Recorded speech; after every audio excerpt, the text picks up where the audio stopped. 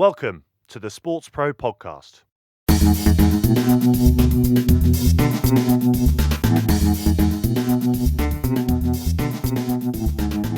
Hi everyone, and welcome once again to the SportsPro Podcast. My name is Eoin Connolly.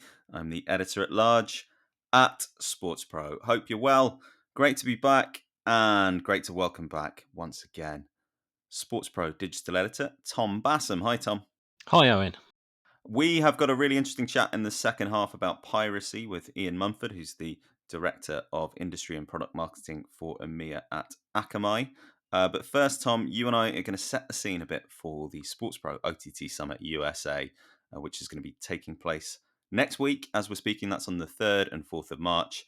Fantastic collection of people to hear from, and we'll talk shortly about what to look out for. But before then, in your capacity, of course, as the author of SportsPro's fortnightly OTT newsletter, you've picked out a few trends and stories in the sector for us to chew over. Where are we going to start? Yeah, conversely, actually, as I write a fortnightly newsletter about OTT and streaming, the first one I'm going to be talking about is people not choosing to go with streaming. So, I mean, it's not that new. I think this is when did this break? So this is at the end of January. But the Seattle Kraken, the new NHL franchise, based in Seattle, home of Amazon, opted not to go with a streaming partner for their local RSN deal, which I actually thought was really notable and interesting because it says a lot about where the kind of market is for streaming at the moment in the US. So although we kind of talk about the great kind of advance of streaming, it seems that a new NHL team still would rather go with the reach provided by a local linear broadcaster than it would to go for a streaming partner. There's a nice comparison as well with the Seattle Sounders, who in the MLS, who took a kind of completely different option and actually went with the Amazon streaming deal, which maybe says more about where Major League Soccer is and Major League Soccer fandom than it does about streaming. But I thought that was an interesting kind of decision that the Seattle Kraken went for. Yeah, I suppose it says a lot about the fact that broadcast media, it's still a mix that people are going for, and there's still going to be other incentives that are involved in that. There'll be new partners who the Kraken will either have just signed or will be looking to sign over the next year, 18 months, and they'll want to be proving the value of Seattle as an ice hockey market. But yeah, I mean, what was some of the reaction to that? Who did they actually go with in the end? They went with a broadcaster called Root Sports, which is actually owned by AT&T in conjunction with Major League Baseball franchise, the Seattle Mariners, who actually have the controlling stake in the RSN itself. And the sort of reasons given at the time was that Root Sports has like a footprint that sort of just reaches outside of regular RSNs, because it's already got that tie up with the Mariners. So it broadcasts in Washington, Oregon, Alaska, Montana, and Idaho. So it had a broad reach. It's just what they were looking for. Okay, interesting place to start. What else should we be looking out for? This is a story that broke earlier this week, actually, and also relates to the NHL and streaming. This time, the league looks like it's going to be carving out a new package for broadcasters when it goes to tender for its next US rights deal later this year. It was a report in the New York Post by Andrew Marchand, who's really, really great on this kind of subject, actually. If you're looking for someone who's got a finger on the pulse of all things US broadcast, he's the one to kind of follow.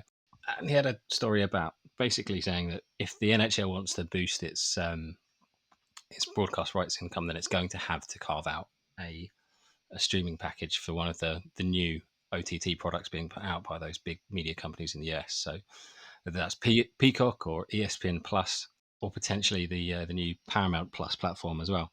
It's kind of riffing on a theme a little bit, actually, with something you've heard a little bit in conversations with in regard to the next NFL broadcast rights package, and what's going to happen to Sunday Ticket or even the Thursday Night Football slot.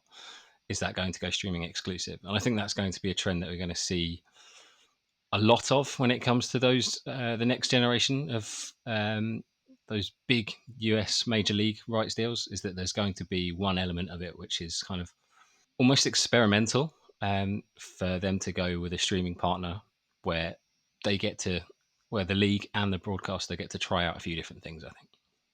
And what do we know yet much about whether this is going to be a new product effectively for the NHL, whether they're going to create a new game night for a national broadcast, or whether it's going to be a portion of their what would be the national TV package that they just port across to the digital space?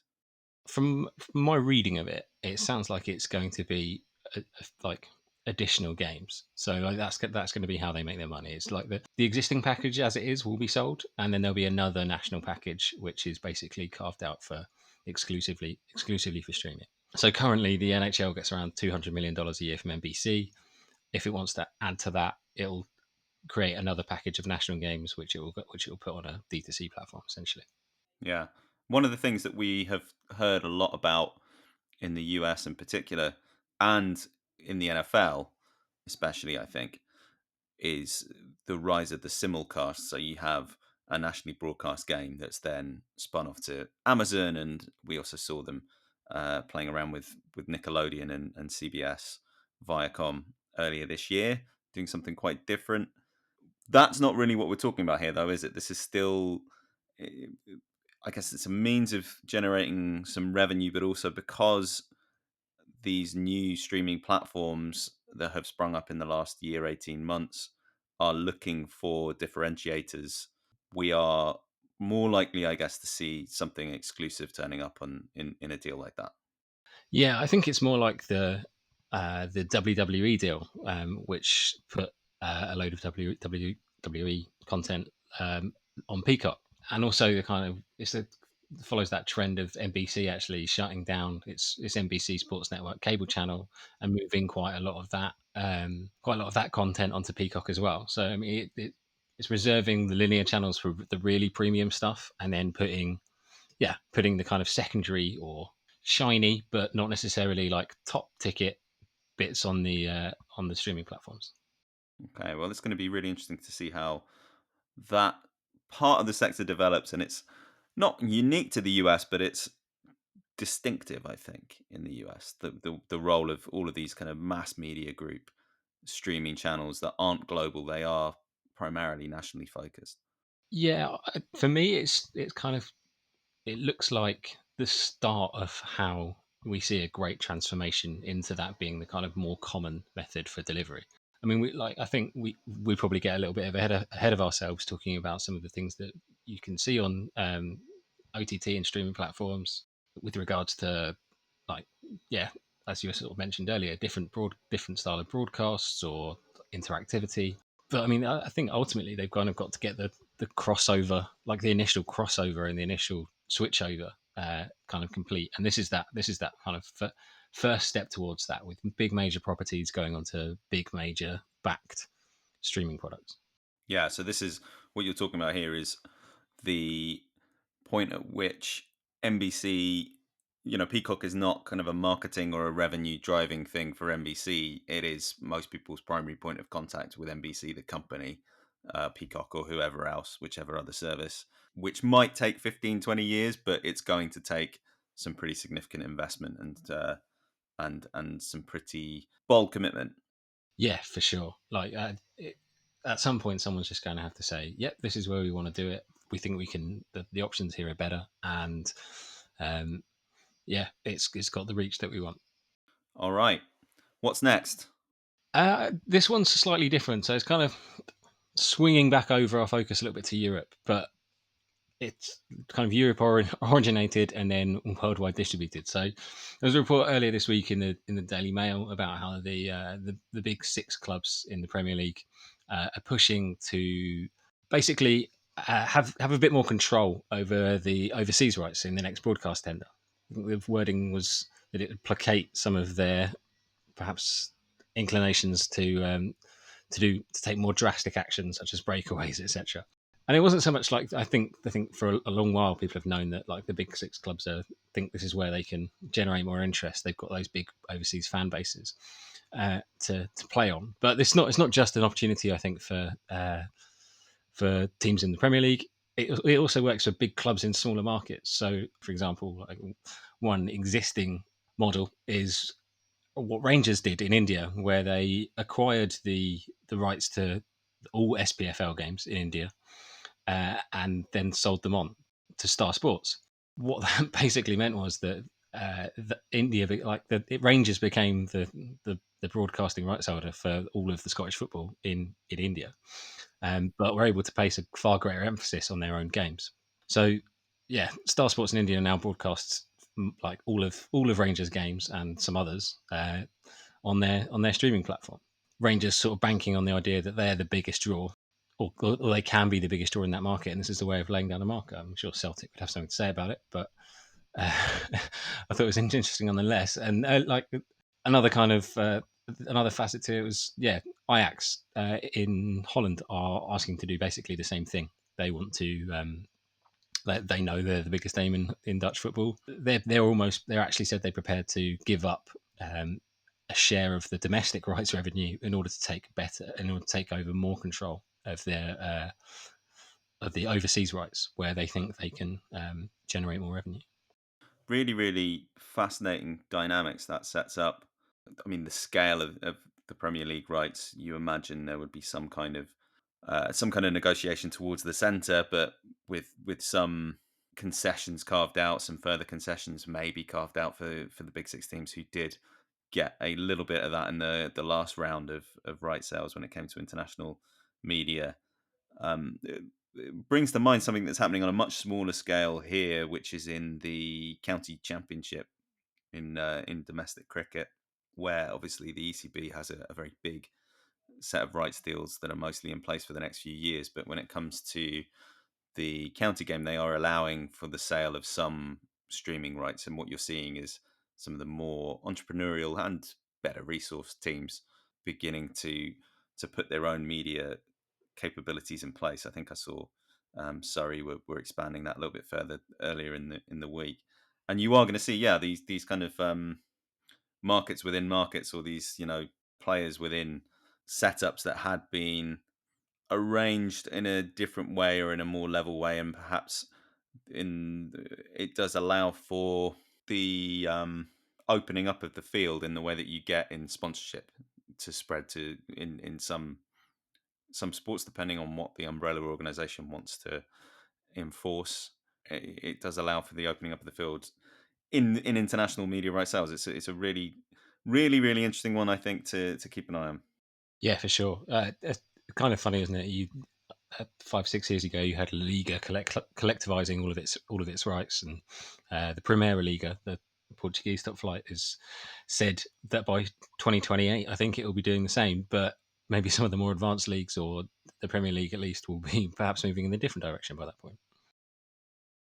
You're listening to the SportsPro Podcast.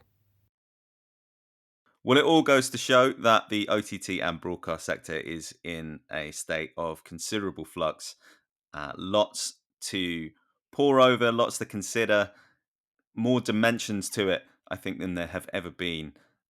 Which brings us all very nicely on to what we're all going to be talking about next week, virtually at the SportsPro OTT Summit USA. It's going to be happening on the 3rd and 4th of March. It's our second edition, but this time, of course, we will be doing it over an online forum. But we hope you can all be there. What are we going to be talking about, Tom? What are some of the sessions that you're particularly looking forward to? Well, we'll be talking less about jet lag this year after not flying to Atlanta for this one. But in terms of the sessions that I'm looking forward to, there's definitely some early day standouts. I think the first one off the top is actually a pretty good place to start. Our own Nick Meacham talking to David Gandler, who is the CEO of Fubo TV. Yeah. Fubo TV, of course, like last year, had that big merger, which saw them kind of move towards gamification and start to embrace, and they said they're going to start to embrace gambling very heavily into their broadcast. And I think gambling actually is going to be a kind of a major theme of this event. It's slightly odd. I think I've commented on this before, that the major embrace that we're seeing in the US with gambling, while Europe is basically going in the opposite direction. But a lot of the sessions at this event actually kind of touch on gambling integration. I think really that's going to be where we see a lot of innovation in the US broadcast and OTT picture in the next few years. So I think the kind of platforms like Fubo TV, where they're able to have that interactivity and bring digital elements into their broadcast, I think that's going to be a really interesting place for those kind of changes to come through. Yeah, gambling, I guess, is another conversation. So much of it on this side of the Atlantic is centered around sponsorship and what's always been quite a kind of call to action heavy sponsorship market and branding. Ubiquitous branding, which some bookmakers have begun moving away from, perhaps with a bit of sensitivity around the ways in which messaging is going to be controlled by government in the next kind of year or two. But in the US, it's already seems to have started on a slightly different footing, where it is much more integrated into broadcast platforms and much more, yeah, it's much more about a user experience being the edge rather than awareness from the off. It may be that in 10 years' time they start having the same conversations that we're having now, but at the moment they're very much in the full-on embrace stage of their relationship with gambling. Given the fluidity of the market that we just talked about, Fubo, I suppose, the anticipation around it, the interest in it, suggests that it is going to be that delivery side of things and that technological capacity to create stable experiences and stuff that is going to differentiate for some companies in the next as digital broadcasting becomes more and more the primary way that fans watch sport. Yeah, for sure. I mean, I think like they've also just experienced rapid growth in the last year. Like every quarter, it seemed like we were writing stories about how they were their subscriber numbers were going through the roof, and they were sort of snapping up little things which you can see becoming integrated into them. So one was actually back in January, they acquired Victory, which is a interactive gaming company, which I think probably tells you exactly like the way they see this next year planning out for them. But I'm hoping that Nick Meacham will be able to prize a little bit of information out of David Gandler, and we can hear a little bit more about Fubo's plans. Well, let's see what he's able to manage in the course of that conversation. What else are you looking forward to? This one's more just based on the kind of it's the panel speaking actually. So it features Zach Leonsis and the senior vice president of strategic initiatives at Monumental Sports Network. I mean, it's also son of Ted Leonsis, and Monumental being the owner of the Washington Capitals, Washington Mystics, and Washington Wizards. But he's on a panel with Dev Sethi, who's head of sports at Instagram, and Michael Pankowski, who is the founder of Crimson Connection. And the conversation's all around how to attract Gen Z, which I think is always an interesting topic at these kind of events. We've heard, I think for the last couple of years, we've heard over times Dan Porter talking about this, saying basically that it's not going to happen. That we've like you've just got to do something else. It's like the traditional methods for attracting consumers don't apply to Gen Z. So yeah, interesting to hear what those people in particular, Instagram being such a popular platform, Monumental being a kind of a big or having a heavy interest in attracting the next generation of fans, like what they think about it and their strategies for bringing those audiences into their events and onto their platforms. Yeah, and we're hearing from a few different people who have different points of contact with audiences, some of them with a younger general profile. I mean, we've got TikTok, we'll be hearing from, we've got TJ Adeshola from Twitter, Dev Sethi, as you said, from Instagram, EA Sports as well, Brent Koenig, uh, the group director and FIFA commissioner on the esports side of things. The other angle that I think we will be hearing a little bit about, we've talked about interactivity and gamification, betting as well. But on the sort of non-live side, we've got Burke Magnus from ESPN and Grant Best from DAZN, among others, who are interested in original programming, content development, the shoulder stuff, I guess, and some of the non-live things that we've seen a lot of in the last year in the kind of COVID era. But I think it was a trend that we were seeing developing anyway. So it will be fun to hear a little bit more about that. You're talking to Bohan, the founder of Buzzer. I am. Yeah, that would be a good conversation. Interesting to catch up on where that platform's at actually, because I think it's something I've maybe even discussed on this podcast before. Yeah, that actually maybe it could offer an answer to some of these kind of Gen Z, Gen Z problems. He's going to be doing a kind of individual one-on-one Q&A session, which I'm going to be hosting, where people can dive a little bit more in depth and speak to him a bit more personally than they will do on his panel. Yeah, and what about you, Owen? What are you hosting at this year's event? Well, there are going to be a few rights holders at the event. Heidi Pellerano from CONCACAF, the football confederation out in the in North America. We've got some of the major leagues there as well. I think we've got all the major leagues there actually. But I am going to be talking to a rights holder that is also kind of a media organization in its own right, almost the way that it's developed its relationship with its audience and the way that it's kind of walked this line between owned distribution of its events and big rights deals. And that's one of many, many, many things you could say about the UFC. So I'm going to be talking to Lawrence Epstein, who is the chief operating officer there. There'll be plenty on the agenda, I'm sure. So that will be I think that's the end of day one. But I'm looking forward to that one. Yeah, I actually picked that out as one to watch on my list of sessions for that event. I'm always interested to hear what UFC are up to, because they've got such a diversified approach to it with their deal with ESPN and then their own platform too, which they relaunched not that long ago. So it's, always never shy to have their opinions on stuff heard. The UFC. Never shy, and as you say, working well. I mean, they've always had, in terms of their events, because of the pay-per-view dimension, they've always had a kind of distinctive brand around their events. But the other thing that's happened in the last year, of course, is every organization that's put anything on has had to think creatively about how they've been able to do that. And UFC have gone bolder than most with stuff like Fight Island. So whether that's made them think any differently about themselves as a creator of content, as well as a rights holder and a promoter of live events, will be another thing to talk to Lawrence about. But if you do want to join us for any of those conversations, SportsPro-OTT USA.com is where you can go to register. There are different flavors of pass involved. You can join us just for the content, or there are also some networking passes too. But yeah, there'll be lots to check out on the 3rd and 4th of March. Hope you can join us then. Okay, coming up after the break, we are going to be talking about piracy with Eoin Munford, the Director of Industry and Product Marketing for EMEA at Akamai.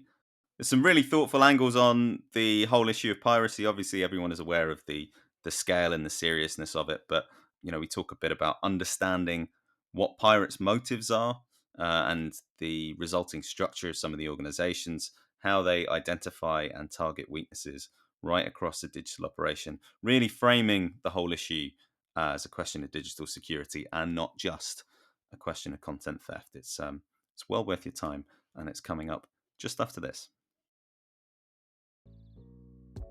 Hello, I'm Matt Rogan. I've spent my career creating and scaling businesses in sports and entertainment. And now I'm talking to smart leaders inside and outside sport to get their ideas on managing change and building towards a better future.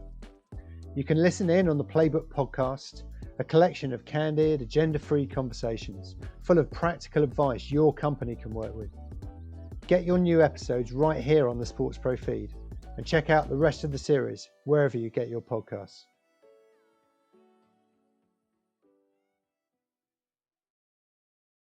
Eoin Munford, Director of Industry and Product Marketing for EMEA at Akamai. Welcome to the SportsPro Podcast. Thanks for having me.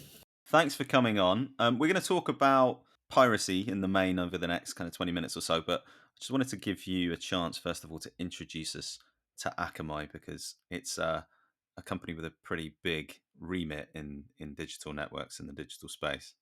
Yeah, so Akamai's been around for a long time. We were the sort of pioneers of delivering great experiences over the internet. But a lot of people know us now for breadth of different services, and we're probably one of the most trusted brands for securing and delivering digital experiences over the internet. And from your sports customers' perspectives, they'll probably know us best for delivering some of the largest sporting events online, securing a lot of their back end systems and web systems, but also dealing with big challenges such as scale. Sport, it has a unique profile on the internet, and so a lot of sports customers turn to us to help them with that. So what do you mean by that unique profile? Just before we dive into the piracy element of all this. Yeah, so sport, obviously in particular live sport, is an appointment. So that has some quite unique challenges for organizations who are wanting to use the internet to deliver sport. So you get a lot of people coming and trying to access sport basically at the same time. So that introduces a whole range of scaling issues. And then, of course, with sport, you've got a real adherence towards trying to drive a great fan experience online and in every aspect. And with a lot of sport, you get a lot of legs and a lot of green, which is really hard to deliver a great video fidelity. And so, a lot of customers sort of turn to us for help and advice to make that fan experience as best they can, and also as secure as they can, because there's a lot of challenges out there now in the web with cyber criminals, either stealing content, which we'll talk about a little bit later on, or actually stealing fan credentials to sell, or just generally causing a lot of challenges for distributors in variety of ways. So yeah, I mean that's some quite unique things there for sport. I mean, that live element creates technical challenges, you said, but it also underpins a lot of the sports economy. People are paying for the right to distribute live events, and they lose a lot of their value when they're not live events. So they're very keen on capturing the biggest audience they can in that window. And of course, that means that one of the big commercial risks to them is piracy. Um, we see a lot of talk in the market about piracy as a growing trend. How well do we understand the extent of the problem and the nature of the problem? I think the honest answer is, unfortunately, we don't really know. We all see parts of the problem, but the way piracy is monitored or researched is not consistent globally. So we don't really know. Is the honest answer, and that's not a detraction from some of the great work that is done out there by vendors, by research organizations. It's just such a big issue, and there's a real lack of, I guess, data consistency. So we don't really know. We've got to guess. The EU, interestingly, and certainly the EU IPO, Intellectual Property Office, have actually started to research the extent of piracy within the EU in a very sort of consistent, persistent way. And I think if that can be, or that approach could be replicated around the world, then we would get a much better handle on the problem. And I think what's useful is there are organizations such as ARPA, AAPA, for example, here in Europe, and many others around the world, who are starting to standardize their understanding of the problem or the extent of the problem on research studies like that. And I think that's a good start to helping the rest of us in the industry really understand what's going on. So in short, the answer is we don't really know, but we're getting better.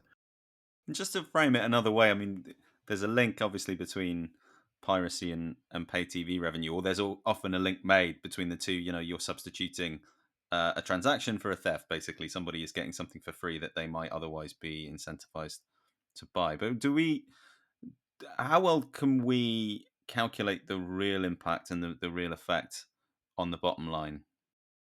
Yeah, I mean, here's the next conundrum for organizations, and I think at an organizational level, I think most companies, or certainly organizations that invest time in this area, will probably understand to the certain extent the impact on their bottom line. But the reality is, from perhaps a wider industry perspective, again, we don't know. There's lots of conflicting studies, say, which call out some of the challenges around looking at displacement. Displacement is obviously uh, the impact on revenue directly attributable to piracy at an organizational level and an industry level. And that's fraught with challenges to actually kind of really understand the intricacies of what's going on. I think the other challenge is, in terms of the impact, the reality is sport, as well as many other creative rights, are sold on a geographical windowed basis, right? So effectively, there's an ecosystem, there's a web of impact, and trying to unpick that properly is a really difficult task. So I think, in terms of the impact, the organizations that invest in this area do understand. And we work with a number of organizations who are very clear on the impact it's having on their business. But if we sort of focus a little bit on sport for 1 minute, I doubt very much actually that many rights owners have a view of this. There's a couple of exceptions, and I'd probably call out federations such as La Liga in Spain, who've done some exceptional work, really trying to understand the impact, and likes of Premier League and so on. So I think there are exceptions, and there are companies who are really driving a better understanding.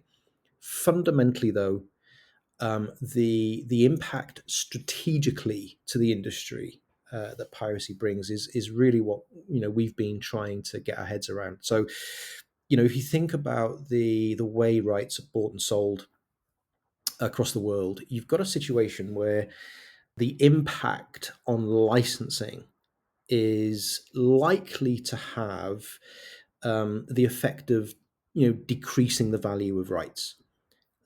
Sports rights in particular are sold on the basis of exclusivity. And if you can't ensure that level of exclusivity, then it's going to have an impact. And that has a big knock-on effect for jobs and for prosperity. So the strategic impact of piracy, as well as the individual company impact, is important for us to understand. The thing that people have begun looking into is profiling the kinds of fans who consume pirated content. They might not seek it out in every case. Some of them might think it's legitimate content. Other people might also be pay TV subscribers who are covering a gap in their own subscription and the games that they have access to, or the events they have access to. There's a broader understanding of that. But a question that we don't often see explored in that much detail is who's stealing it in the first place. Who are the organizations? The pirates. What do they actually look like?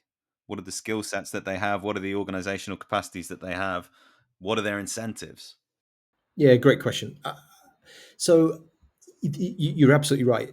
I don't think there's actually been a real in-depth study into the sort of variety of pirate groups, their motivations, and how they operate. And I think for obvious reasons, okay, so that no one's really going to kind of advertise how they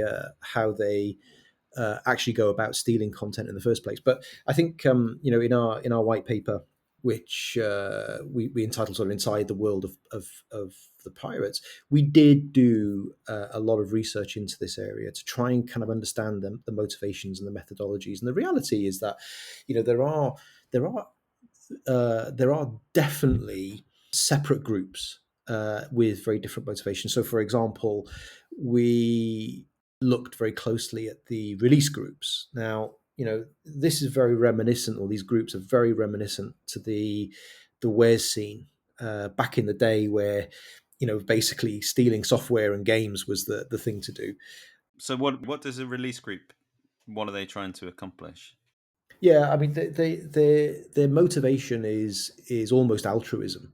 So they're not financially motivated. They are technically very gifted. They operate in very small groups, and their reward structure is based on effectively gaining access to rights before anyone else. It's almost like a pat on the back from the rest of the groups. Now that is sort of very different motivation to the actual site operators that we see out there, and then these are the guys who kind of get a lot of the press. So again, they're very technically proficient, but they're highly motivated by commercial gain.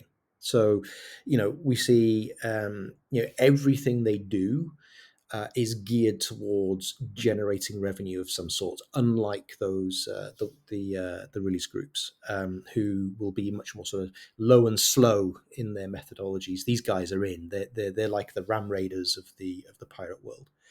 And then you've got another sort of series of groups. One which is of particular interest in sport are the internet streaming device wholesalers. These are, again, they're less technically proficient, but they're usually associated with some sort of organized crime.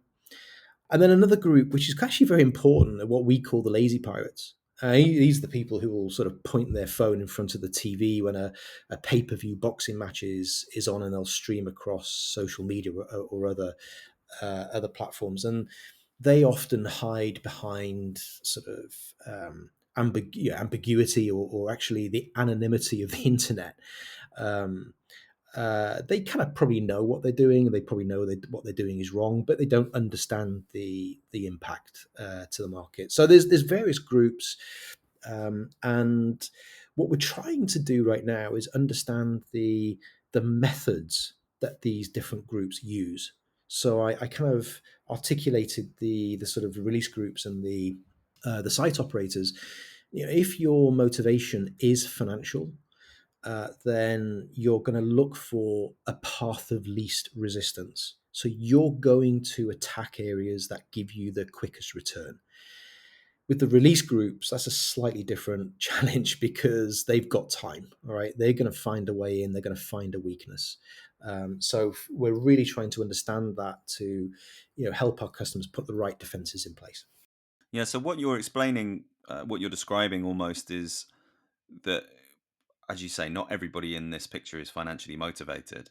So where people are framing piracy maybe as a fraud issue, a theft issue, in some cases it's not quite that, because somebody is not trying to take money that is coming your way, and they're not putting their hand in your pocket.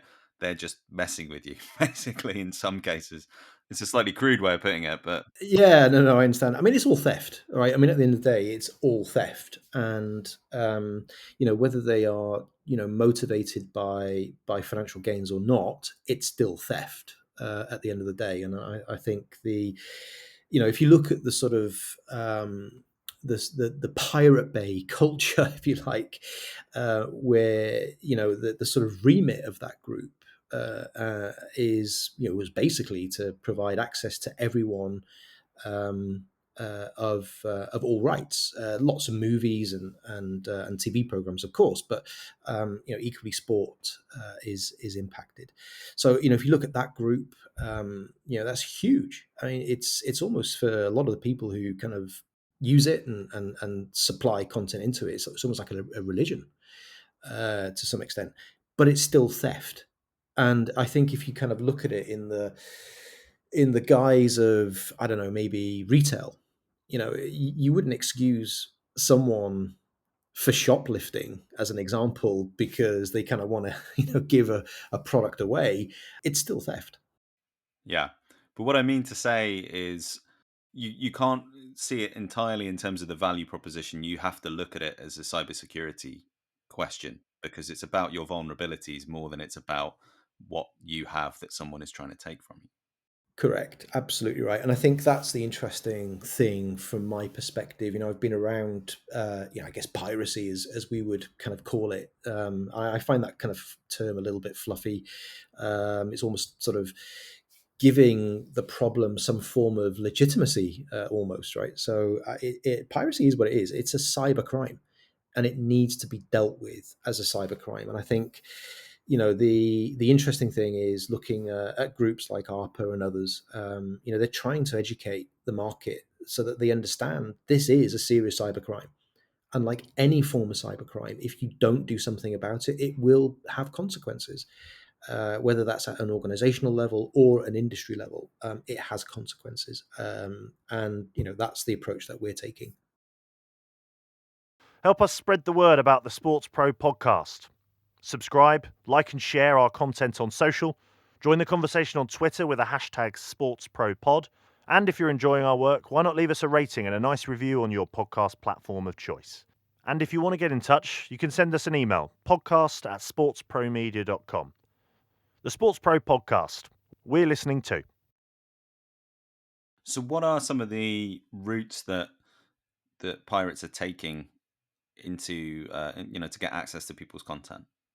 Yeah, and this is again the area which I think when people think initially about piracy, the first thing that comes into mind is sort of some of the more traditional forms of piracy, like link sharing or stream ripping, or rebroadcasting streams, and they are absolutely prevalent. The kind of monitoring work that we do with our customers, we see attack vectors from very diverse attack vectors from hacking edit systems and associated nearline storage through to looking at modding APKs or token sharing. Or one of the areas that we've seen a rise in recently is actually spoofing APIs. So a lot of again these sort of very technically proficient pirates, they know which systems and devices have limitations or weaknesses, and so what they do is they exploit those weaknesses. I think the interesting thing is if you treat piracy as a cyber crime, and there's a term used in cybersecurity which may not be familiar to everyone in certainly the media industry, and that's a term called zero trust. And zero trust effectively looks at systems, operational methodologies with an approach that they have been compromised. So if you take that approach and you look at dealing with pirates throughout the workflow, then you're going to go some way towards stopping those attacks. What are some of the ways in which this can be stopped? First things first. I mean, the piracy's been around, I guess. Well, actually, it's been around since days of silent movies, and every time the industry takes a sort of leap forward, so do the criminals, right? So there's a is there an end point to this? I'm not sure. I think this is like all forms of cybercrime. I think this is something which will evolve.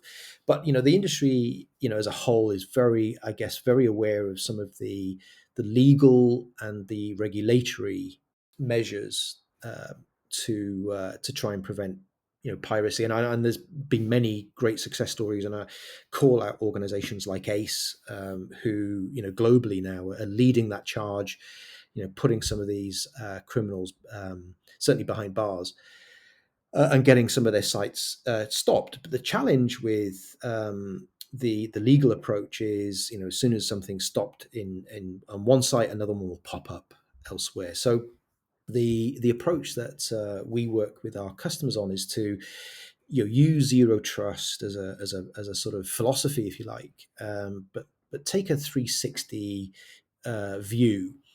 And we sort of group a lot of the capabilities that we have into protecting against theft in the first place. So protecting against things like VPN abuse or geo infringements or attacks on APIs or account spoofing or restreaming. But probably the most important area right now is situational awareness. I'll give you an example where this comes into play. So we were working with one of our sports customers recently, who run a very popular sports tournament. I'm deliberately not going to talk about who they are specifically, but what we were doing with this particular customer is pre this particular sports event. We would be looking at some of the prevalent methods that pirates had been using to attack. And so trying to build up a situational awareness profile. And that allowed us to proactively put some quite stringent anti-piracy defense measures in place.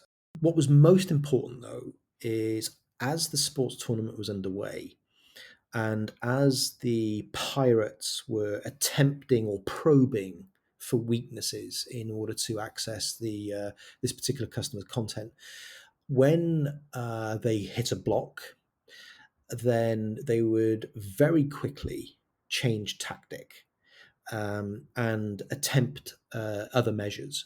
And everything from, for example, DOSing, which is a technical term, where they're trying to overload by sending in multiple requests. They're trying to overload a server. And what they're doing is effectively trying to DOS things like DRM servers to create a noise so that the customer may turn a technology off. Or they had found mechanisms to again, exploit some weaknesses in certain devices in the market and try and spoof their way in. So the key thing here is monitoring and situational awareness on a real-time basis allows you to see how the pirates change in time, and literally in 30 minutes they can change their attack profile, and then put adequate defenses in place. Right, so in the guise of I just gave you there, which was the pirates sort of DOSing websites, or we can put protections in place. That's easily done. In the guise of spoofing tokens or stringing tokens together, which was another very popular attack vector they were using, we can identify that, and more importantly, when we see it, and we can obviously monitor it, we can mitigate it. And so one of the areas that we developed a service in recently to complement our situational awareness tools is if a pirate is successful and breaks the defenses, we can see piracy taking place. We can see those illegal streams out there, and within seconds, we can turn them off. So for me, that sort of 360 approach coupled with situational awareness gives a really good defense. So the upshot of all of this is that you have financially, commercially, you have what's actually quite a narrow problem. Piracy, the theft of streams, is actually, while it's got an enormous financial significance, it's part of a bigger issue, which is protecting networks and protecting everything that you're doing digitally, because there are other things that are also up for grabs, and there are other routes in beyond the kind of straightforward distribution of the content. Yeah, I mean, if you come away from the sort of networking aspect of this, I mean, one of a very popular way that pirates operate is they have used something called credential stuffing for a number of years, and they use it in two ways. So first of all, credential stuffing is the theft of legitimate user details. Okay, there's a very thriving market on the dark web for all of our credentials.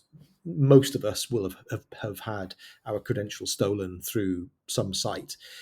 So credential stuffing is a very popular way for pirates to both capture user details, so they can use those details to stream, semi-legitimately without being necessarily found quickly. But they also sell them, so there's a dual revenue stream for them. Now, one of the main ways for pirates and other criminals to use or to deliver credential stuffing attacks is through using bots, right? So bots just generate lots of tries of usernames and passwords to try and capture the right one. So, again, by sort of putting in a bot management solution onto a website or a media app, then you can prevent, a lot of those types of attacks. So, there's lots of different angles to this. And when we talk about, having a 360 posture, really understanding how pirates are attacking, and that comes from good situational awareness. What are the kind of techniques and the methodologies that they're using, and having that kind of as your basis for defense, kind of goes some way. And I guess actually here's another sort of challenge that the industry has, which is, you know, um, unlike perhaps other forms of cybercrime, piracy, again, it has this sort of fluffy appeal, or sort of fluffy connotation to it. And, without good intelligence, regulators or politicians or even executives, it's impossible for them to take decisions on this. It's really quite a complex area to understand. I mean, who'd have thought that piracy only became a felony in the US in 2021, which will probably be a surprise to a lot of people out there. So I think better coordination of this type of intelligence, certainly between organizations who are involved in protecting and who are being protected, would probably go a long way to helping the problem. Okay, and with all that in mind, and just to take us home, what are a couple of the things that you'd isolate as a couple of steps that you would recommend for rights holders and content owners in thinking about this problem, addressing this problem? So I mean, I think for rights owners, I think the first thing that they really need to start thinking about is that ecosystem, right? Because if you look at the approach which, for example, La Liga has adopted, and I know others are looking at this, they have taken responsibility for dealing with piracy because they've got an obligation to their rights buyers around the world, the licensees, and they need to take responsibility for everyone. So I think for rights owners, they need to really be starting to think about the level of protection that they want to implement on their rights globally. I think the days of kind of putting sort of DRM, digital rights management technology, on sports rights and saying that's enough, they're long gone. DRM and technologies like that are a very important part of the equation, but as we've shown and talked about on this program, it's not enough, right? So I think that's the first thing. The for rights distributors, it becomes a quite an interesting topic, both technically and commercially, because now they've got to start thinking about investing in a cybercrime. There are companies out there who are showing us the way, and again, I don't want to necessarily call them out because that may provoke attacks. So, but there are companies out there that are really showing the rest of us the way, and we know who they are. I'm sure everybody on this program knows who they are. The approach they take is literally predicated around zero trust. They think security throughout their workflow, and distributors really do need to start to think very carefully about how they are protecting their workflow, how they are protecting their streams when they are out in the big wide world. There's no easy answer, but unless people start to think about this problem seriously, then we do see some big challenges coming down the way. Eoin, fascinating stuff. Thanks very much for your time. My pleasure. Thank you very much. Print, digital, events, podcasts, SportsPro. All right, that's it for another SportsPro podcast. Thank you very much to Eoin Munford for his time. Thanks to you, Tom Bassam. Thanks for having me, Owen. Anytime. We are colleagues, so that's probably goes without saying. But hopefully, I will be speaking to you again very soon. I will. Hopefully, we will both be seeing lots of you virtually at the SportsPro OTT Summit USA next week. head to SportsPro-OTT USA.com and register now if you've not done so yet. And otherwise, you'll be hearing from us again very soon. Bye-bye.